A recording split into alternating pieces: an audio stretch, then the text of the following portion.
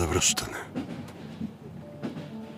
С надежда се връщам по тези земи, където роден съм и с радост живял. Тук споменът свиден у мене гърми, ранява душата ми с гняв и без жал.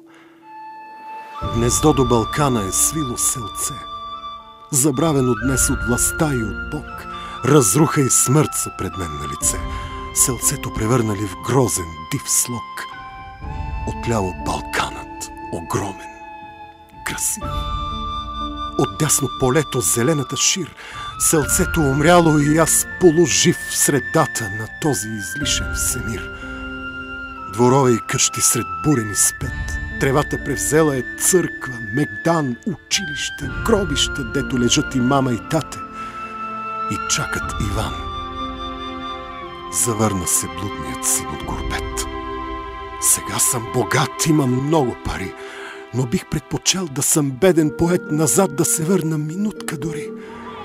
Да видя селцето с живота му здрав, училище пълно със смях и деца, и селяни, селянки с гордия нрав, които широко разтварят сърца.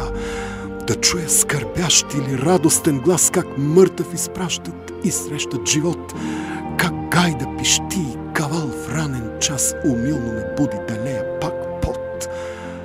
Окъпан в росата да срещна зора, наблизо да чуя познат хлопатар и шепота скъп на добрата гора и свирката драга на вятъра стар.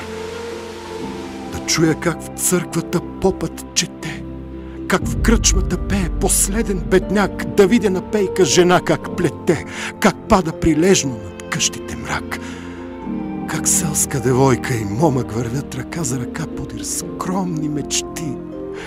Звездите над тях как примигват, не спят, луна от сребро как припряно блести. Да гледам как мама софрата реди с усмивката блага и образа мил, как тате на столче смирено седи, в шетнята на мама как в поглед е впил.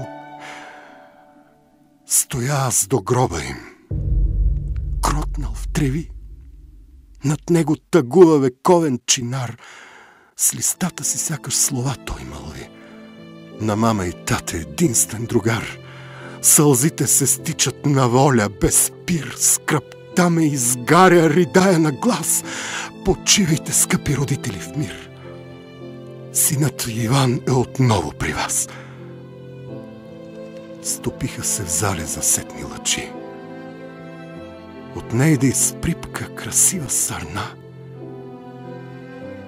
Изгледаме с тъжни, дълбоки очи. От тях в мен преля на вълни добрина. Усетих слаб полъх на вятъра тих. Прегърна ме свойски сиротна тъма. В душата ми плачеше тягостен стих. Завърна се късно синът у дома.